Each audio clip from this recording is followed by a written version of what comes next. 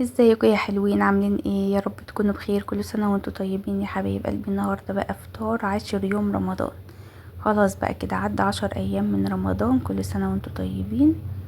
اول حاجة كده عملتها العصير. طلعت كيس جوافة ضربته باللبن والموز والسكر وصفيته، ورحت بقى حاطه كده في الشفشق وهدخله التلاجة. دي اول حاجة عملتها.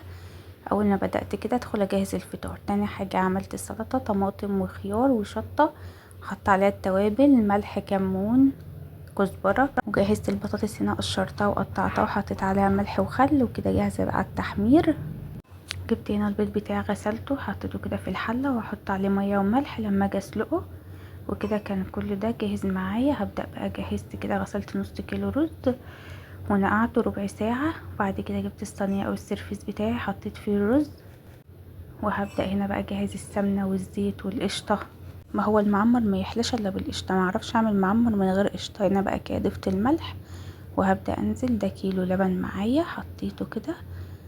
ده كان الرز يعني اكتر من نص شوية، حوالي 700 جرام كده رز. بحط له كيلو لبن وبحط نص كوباية مية. هنا بقى هاخد كيلو اللبن. ده كان كيلو وشوية يعني، عشان كده كنت بحطه بشوف القعد كده بالمعلقة. وحطيت نص معلقة سكر صغيرة، يفرق جدا في المعمر. وانا بقى جبت علبة القشطة دي، بدأت كده احط منها في المعمر. وهنا هحط معلقتين حلوين كده سمنة بلدي ومعلقتين زيت ذرة. وبكده بقى تكون صينية المعمر بتاعتي بقت جاهزة. احلى صينية معمر ممكن تعمليها. سخنت الفرن فوق وتحت، لو هو بس بيولع عندك فوق بس او تحت لوحده، ولعي الشواية من فوق ياخد لون، وبعد كده ولعي بقى يغلي ويستوي من تحت. اللهم صل وسلم وبارك على سيدنا محمد. شايفين بقى جمال اللون بتاع المعمر، جمال الوش بتاعه. المعمر بقى يستوي، اكون سلقت البيض وحمرت البطاطس.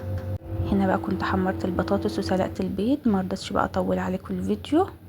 ما شاء الله بقى هنا البيض بقى مدخن يعني المعمر خلص. كان البيض اتسلق والبطاطس والاكل كله ما شاء الله كان خلصان في توقيت واحد. كان الاكل كله سخن مع بعض.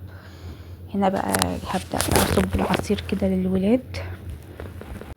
شايفين بقى هنا هتشوفوا قوام العصير. اديته كده تقليبه، جبت معلقه وقلبته عشان لما بيتحط في التلاجة طبعا بيتقل. فقلبته كده وهبدأ بقى اصب العصير. لو لسه بقى ما حطيتيش اللايك انزلي حطي لايك وكومنت كده جميل ودعوة حلوة من قلبك ولك بالمثل، وشير لحبايبك وفعل الجرس عشان يوصلك كل جديد.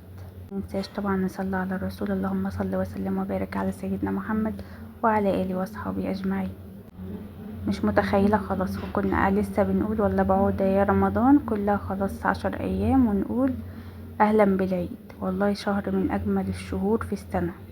هنا بقى يا جمال البطاطس اليومين دول مقرمشة وطرية من جوه. البطاطس اليومين دول فعلا بطاطس جميلة وبطاطس الخزي. هنا بقى بوريكم جمال المعمر. عايزة اوريكم قد ايه هو دايب وغرقان قشطة. هنا بقى بوريكم كده، شايفين القشطة عاملة ازاي على الرز؟ كان غرقان قشطة. ما نزلتش بقى فيديو امبارح لان ما عملتش فطار. كان باقي عندي فطار من 8 يوم. عملت كده جنب الفراخ اللي باقيه والملوخيه كيس مكرونه والشوربه وقضينا بيه اليوم. وده كده كان فطار 10 يوم رمضان. اشوفكم في فيديو جديد على خير يا رب.